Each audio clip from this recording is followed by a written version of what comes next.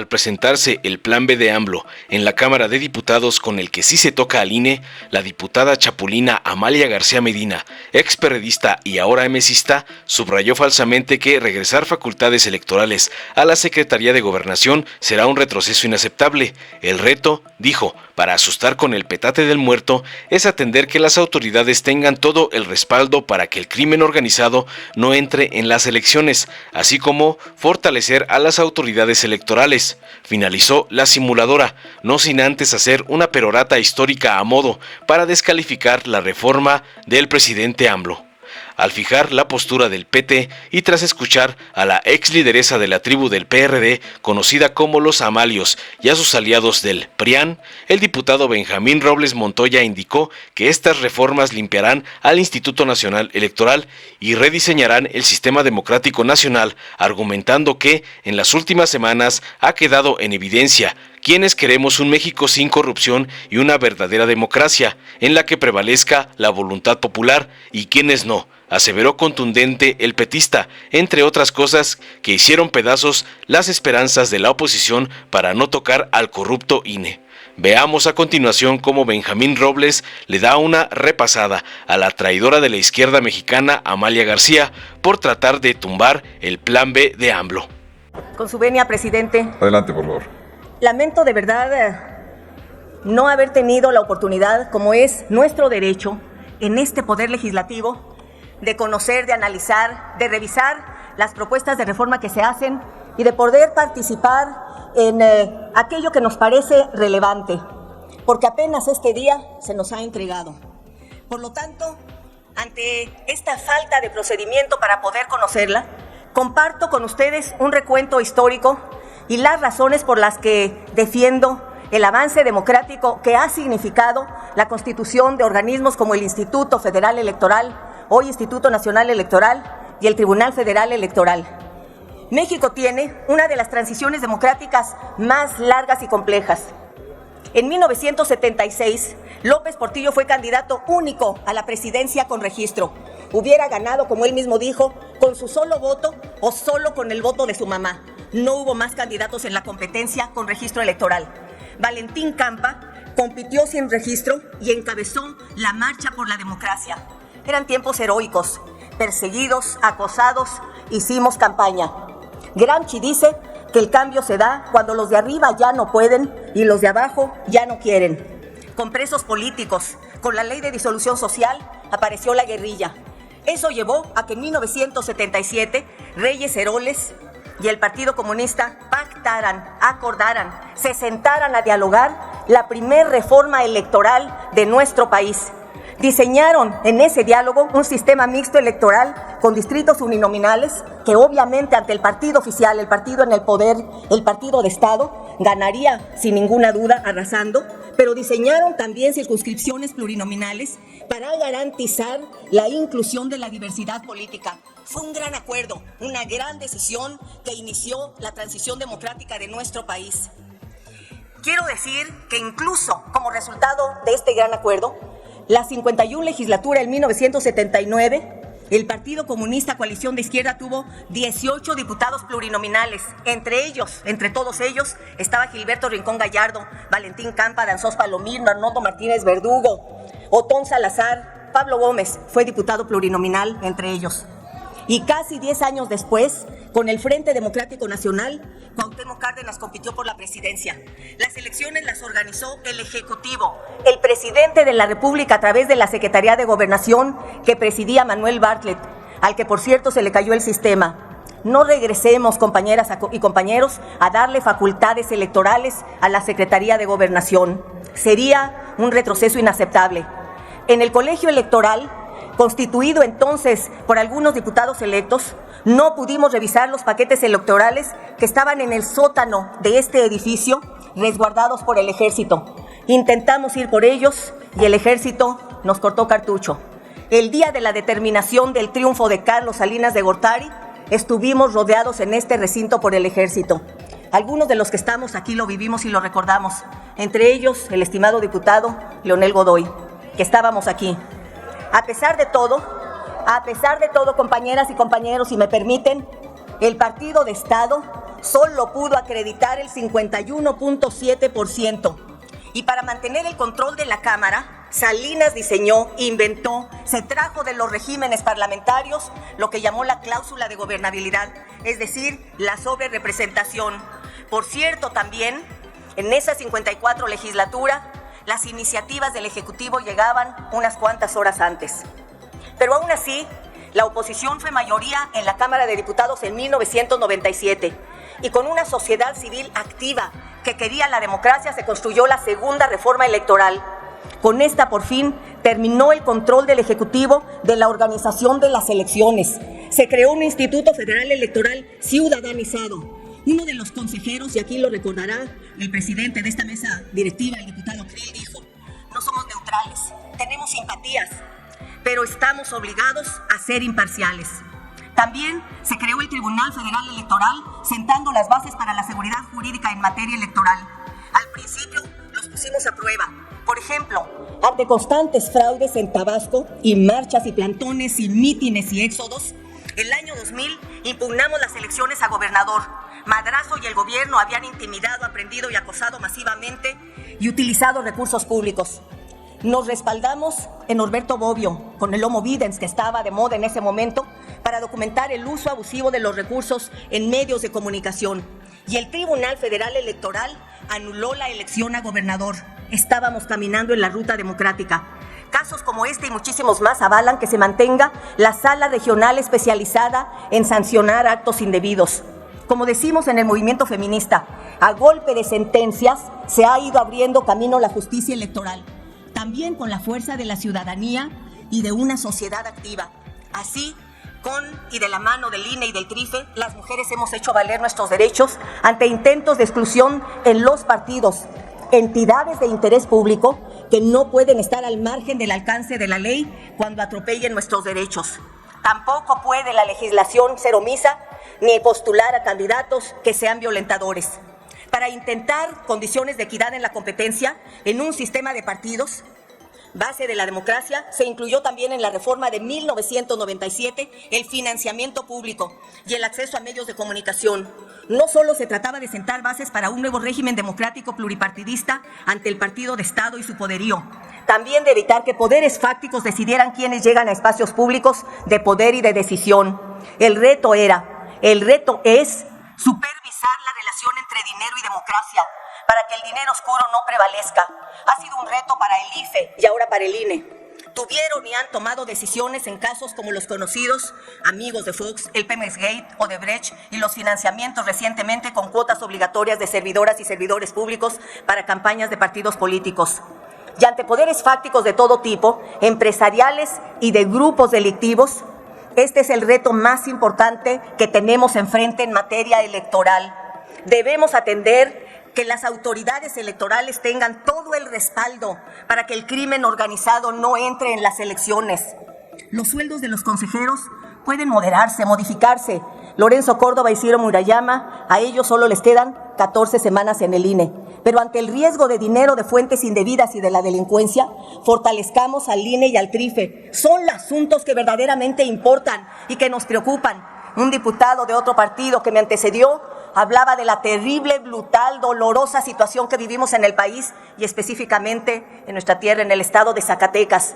Queremos que prevalezca la paz y que pongamos en el centro lo que verdaderamente importa. Ya en 2003, la Suprema Corte de Justicia de la Nación, con la sentencia del ministro Ortiz Mayagoitia, estableció que el IFE era autoridad hacendaria en lo que toca a fiscalizar a partidos.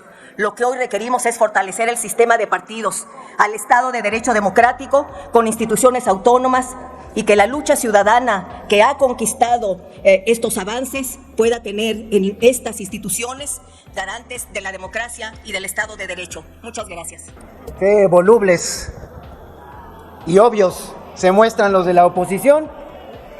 Andan ahora con sus berrinches, desgarrándose las vestiduras, y hace rato con sus discursos poderosos. Pero a ver, para que entiendan, el plan B, para que lo entiendan, es el plan donde no los necesitamos a ustedes. Vamos a sacar esta reforma con los diputados y los diputados de la Cuarta Transformación.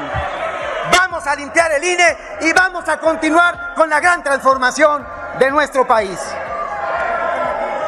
Permítame, el orador, le pido a la Asamblea, particularmente quienes están haciendo uso de la voz, que permitan que escuchemos al orador en su intervención. Todas y todos los integrantes de los distintos grupos parlamentarios tendrán su oportunidad de uso de la tribuna en esta ocasión. En consecuencia, pido que se permita escuchar a quien va a hacer la intervención y particularmente guardemos todos silencio y podamos atender su intervención. Adelante, señor diputado. Y aprovecho para saludar desde esta tribuna a nuestro compañero Adán Augusto López Hernández. Puede venir cuantas veces quiera a esta Cámara y aquí lo vamos a recibir. ¡Qué volubles! Hace un rato, compañeras, compañeros, los estábamos viendo. Permítame, el orador. Les reitero que escuchemos en silencio al orador para poder proseguir con nuestra sesión tal y como ha sido convocada y acordada por esta mesa directiva. Adelante, diputado Robles Montoya. Por favor, continúe. Diputado Noroña, ¿con qué objeto? Adelante, una moción de orden, diputado. Adelante, presidente. por favor.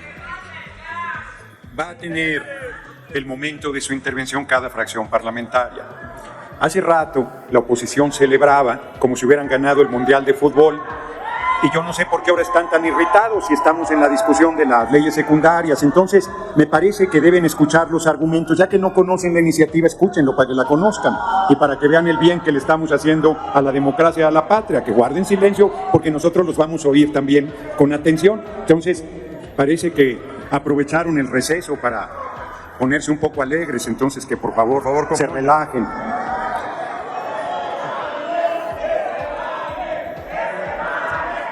Les pediría, para poder continuar con la intervención de quien está haciendo uso de la tribuna, que podamos escucharlo en silencio. De otra manera, vamos a tener interrupciones y en la medida que esta Asamblea no guarde silencio, no vamos a continuar. Pues yo digo que la actitud, compañeras y compañeros de la oposición, no solo demuestra desesperación, sino también falta de noción. Cuando hablan en términos futboleros y creen que vamos a terminar la jornada empatados, goleada, en tiempos extras o en penales, les vamos a volver a ganar, como ha sucedido a lo largo de toda esta legislatura. Compañeras, compañeros. Y aquí los hemos escuchado, de verdad, con sus discursos demagógicos, pero tengo que reconocer y les pido que reconozcamos que hay en la oposición algunos muy buenos, que los escuchas, los ves hablar con entusiasmo y hasta de repente, cuando hablan de México, hasta te dan ganas de decir. Y de repente cuando me sucede a mí, recuerdo, no, esos son los representantes de la corrupción, esos son los representantes de quienes le han hecho un gran daño al pueblo de México. Así es que cuando los miramos a ustedes, los miramos con desprecio, como lo ha hecho el pueblo de México a todos ustedes. Porque aquí están esos representantes de lo peor de Acción Nacional, los 12 años perdidos, esa docena trágica que jamás volverá a suceder en este país. Y aquí están los representantes de la oposición, de lo que alguna vez fue la izquierda y que hoy van a terminar sepultándola. Pero en fin, compañeras y compañeros, yo creo que a lo largo de las últimas semanas ha quedado de verdad en evidencia quienes queremos un México sin corrupción, quienes queremos una verdadera democracia, que prevalezca la voluntad popular. Aquí está demostrado quienes queremos instituciones confiables en el servicio y al servicio de los ciudadanos. Y también ha quedado claro quiénes son los que quieren seguirse repartiendo esas instituciones como si fueran un botín. Quienes quieren seguir teniendo en ellas a sus cuotas para que operen por sus intereses. Quienes le tienen fobia a la voluntad de la gente. Pero desde aquí les digo, como se lo he dicho a lo largo de los últimos años, que esta transformación va a seguir avanzando y seguirá consolidándose a pesar de ustedes. Y lo digo porque en estas semanas le han vuelto a mentir a la gente, como lo han hecho siempre. Han mentido en esta tribuna, han mentido ante los medios de comunicación. No decían antes que López Obrador tenía aspiraciones para mantenerse en la presidencia por más de 6 años, que se quería reelegir. Mentira, 1000 veces mentira. Nada de eso lo van a encontrar en las reformas que vamos a aprobar. Así es que, ¿dónde están esos intentos reeleccionistas que tanto pregonaban? No están en nuestra propuesta legislativa, no la van a ver ahí. Compañeras, compañeros, la plataforma política de esos partidos, la agenda legislativa de la oposición, de esos grupos parlamentarios, se reduce a una palabra: mentirle a la gente. Pero no han querido entender que desde hace mucho la gente no se traga sus mentiras. Si creen que haber votado en contra de la reforma constitucional iba a detener a nuestro movimiento o iba a herir de muerte a nuestro gobierno, se van a llevar un fiasco. Aquí estamos, más vivos y más fuertes que nunca. Así que no se hagan ilusiones. Mejor háganse a la idea de que se les terminaron sus cuotas y sus cuates, de que vamos a limpiar al INE a pesar de su cantaleta de que no se toca. Háganse a la idea de que nunca más van a volver a imponer personajes a modo en las instituciones electorales. Se les terminaron los despilfarros, se les terminaron los sueldos exorbitantes. Nunca más un árbitro electoral al servicio de esos partidos. Nunca más un árbitro electoral que se haga de la vista gorda ante casos como Monex, Odebrecht y los amigos de Fox. Nunca más consejeros electorales racistas que se burlan de nuestros pueblos originarios. Nunca más consejeros electorales que se conducen como actores políticos y se la pasan en el Twitter peleándose con quienes los exhiben por sus tropelías. Lorenzo Córdoba, Ciro Murayama y otros que estuvieron antes de ellos, como Valdés Zurita, no son víctimas, no son mártires, son personajes serviles a los intereses de quienes los pusieron en ese cargo.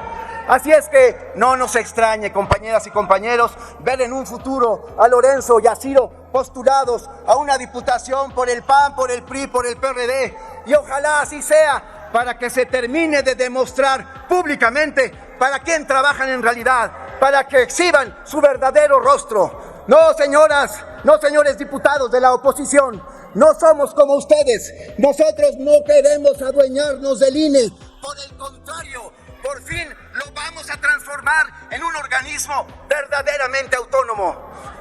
Compañeras, compañeros, nos encontramos en la antesala de la construcción legislativa de la 6ª generación de reformas electorales, la que posiblemente sea un cambio generacional e iniciador de una nueva y más compleja ingeniería al sistema político mexicano jamás realizada. En la postrimería del sistema electoral y de partidos heredados del obsolescente periodo neoliberal, acudimos a este llamado histórico para rectificar, para rediseñar el régimen democrático, uno que responda a las exigencias de una sociedad cada vez más crítica, cada vez más participativa y responsable en los asuntos públicos. Y como lo he mencionado en otras ocasiones, en el actual sistema político mexicano han transcurrido reformas como si fuesen antibióticos. Es decir, se ha tenido la costumbre de modificar la materia político-electoral solo después de un proceso electivo presidencial que en muchas de las veces ha resultado controversial. Así pues, compañeras, compañeros, asistimos orgullosamente a los cambios, reaccionando a los acontecimientos que ponen a prueba a la ley en vigor y casi siempre han sido cortoplacistas y limitadas las disposiciones normativas, lo que ha propiciado que las autoridades varíen o cambien de criterios. ¿Quiénes integramos la Cuarta Transformación? Vamos por una legislación disruptiva que representa un parteaguas legal que se adapta a una nueva naturaleza de socialización electoral y a las circunstancias y contextos nacionales que vigilará y asegurará el Estado democrático más esperado. Por eso, no importa que voten y sigan votando en contra de las reformas de la Cuarta Transformación, porque una y otra vez les hemos demostrado este proyecto está avanzando. Diputadas y diputados de la oposición, no necesitamos sus votos para limpiar México, para renovar la vida pública del país, porque como bien ha dicho Andrés Manuel López Obrador, no queremos la unidad a toda costa. Y sí, le pido que concluya, por favor, señor diputado, de que la oposición se vaya al basurero de la historia, fuera de esta Cámara, lo que quienes tanto daño le han hecho a México. Compañeras y compañeros, ¡que viva la cuarta transformación! Concluya, por favor, señor ¡Que viva diputado. Andrés Manuel López Obrador! ¡Vamos Concluya, a aprobar por favor, esta señor reforma! diputado. Es cuanto, diputado presidente. Dale en me gusta, suscríbete, activa la campanita y compártelo para que más gente lo vea.